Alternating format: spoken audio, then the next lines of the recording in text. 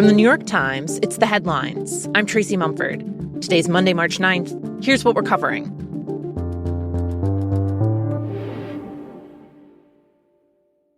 The war with Iran has now entered its second week. Here are three key things The Times is tracking this morning. The country has named a new supreme leader, who both Israel and the U.S. have denounced. Attacks have continued in Iran and across the Gulf, hitting civilian infrastructure that's raised concerns about a potential water crisis. And the price of oil has surged above $100 a barrel for the first time in nearly 4 years. To start, Iran's top clerics have named Mojtaba Khamenei to lead the country. He's the 56-year-old son of Ayatollah Ali Khamenei, who was killed in the U.S.-Israeli strikes last Saturday. He was groomed for the position and has strong military and political connections, though at one point his father had indicated to his close advisors that he didn't want his son to succeed him, according to 3 Iranian officials familiar with the selection process. The Islamic Revolution in 1979 was about toppling a monarchy and promising to end the hereditary transfer of power. His selection, despite that, suggests that those high up in the Iranian government have closed ranks at a time of crisis and are looking for continuity for the regime. Many opposed to the government have rejected the choice.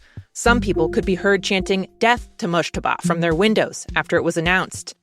At the same time, Israel has threatened to kill whoever takes the position, and President Trump warned this weekend that the next supreme leader, quote, is not going to last long without the approval of the United States. Second, over the weekend, the U.S. and Israel hit hundreds of targets in Iran, with U.S. Central Command warning civilians in the country to stay inside. Israel went after several Iranian fuel depots, turning the sky in Tehran dark with thick, billowing smoke. And water desalination plants came under attack in Iran and Bahrain. Iran's foreign minister accused the U.S. of striking the one there, affecting the water supply for more than 24 villages. The U.S. has denied that.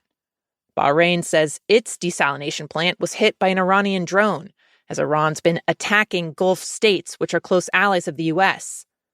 One expert on the Middle East said the plants, which turn seawater into drinking water, are essential lifelines for tens of millions of people, and, quote, striking them risks turning a military confrontation into a direct threat to civilian survival. And lastly, we want it back below $3 a gallon, and it will be again before too long. Well, what do you mean by too long? How much longer? The ongoing conflict has driven up the price of fuel fast. Gas prices are now up 17%, and last night, oil prices surged past $100 a barrel. The Secretary of Energy, Chris Wright, said on CNN that the U.S. is working on securing the Strait of Hormuz, a vital shipping route for oil and gas that's been choked by the conflict. And, that'll take some time. But again, worst case, that's a few weeks. That's not months. In an interview with Reuters, President Trump suggested he was prioritizing military operations over concerns about prices. He said, quote, they'll drop very rapidly when this is over. And if they rise, they rise. But this is far more important than having gasoline prices go up a little bit.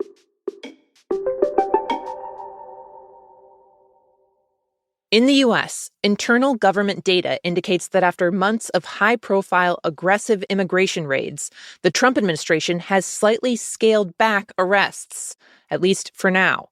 Immigration arrests last month were at their lowest level since September, and the changes have been felt in some of the places hardest hit by President Trump's crackdown. In Los Angeles, a group that monitors immigration agents says there's been a noticeable decline in ICE and Border Patrol sightings. In Minnesota, the administration has withdrawn more than 2,000 agents. And in Chicago, officers are no longer stationed at Home Depot parking lots to question and arrest day laborers. Officials say the focus is now on more targeted operations rather than indiscriminate sweeps. The change comes after chaotic clashes between agents and protesters across the country, including the killing of 2 U.S. citizens in Minneapolis by federal agents. Polls show that a majority of Americans believe ICE's tactics went too far. Despite the dip in arrests, the number of people detained last month was still quadruple what it was in President Biden's last year in office. The Trump administration has repeatedly said it's actively pursuing criminals, though more than 40% of those arrested last month had no criminal record. The slight lull in arrests may also only be temporary. On multiple occasions last year, the White House said it was narrowing its focus, only to ramp up operations again weeks later.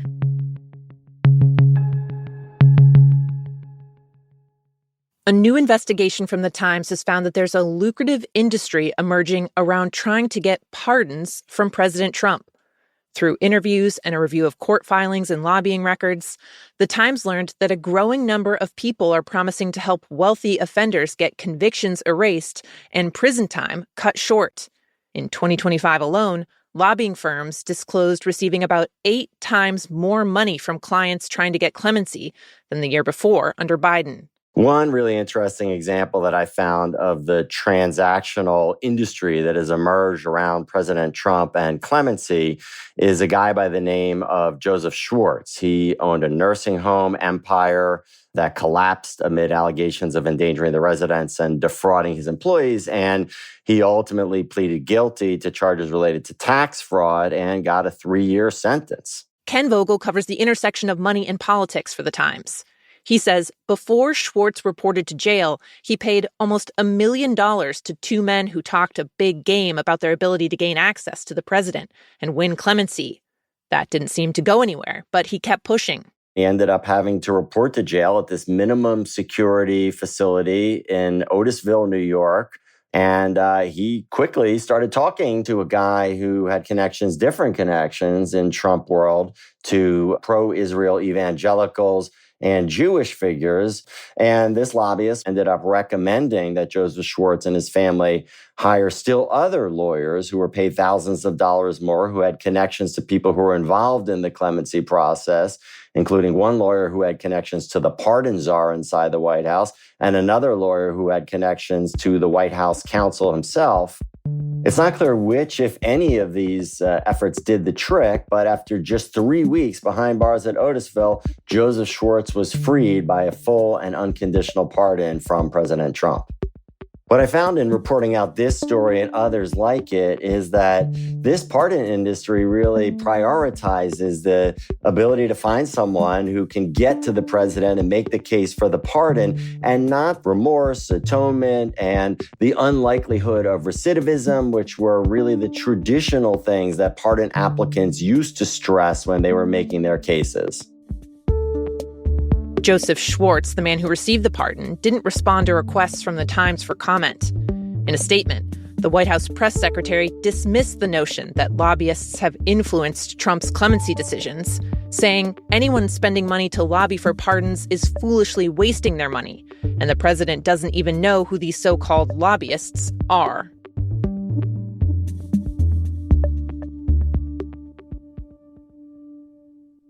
In Houston and New Orleans this weekend, the security lines at the city's airports stretched for hours, snarling people's plans and causing many to miss their flights, right as spring break travel is ramping up.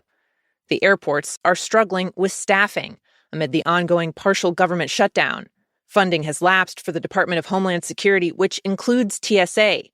Agents are still required to work, but they only got about 30% of their pay last week and will miss their paychecks entirely next weekend unless funding's restored. Congress is still at odds over that, with Democrats refusing to fund DHS without limits on immigration enforcement. For now, the worst delays seem to have been contained to Houston and New Orleans, with other airports operating normally, but some airlines are warning passengers to show up 3 to 4 hours early.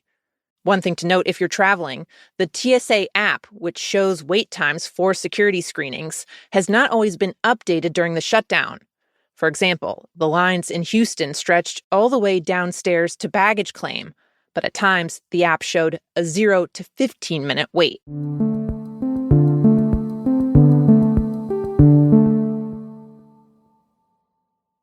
And finally, $52.64 for 2 bowls and 2 drinks at Chipotle. Americans on the go used to be all about the bowl. Onions, cucumber, tomatoes, lentils. People were piling up the ingredients onto what social media deemed the slop bowl, the kind of healthy, kind of mushy combination of a protein and a grain and something green. $19?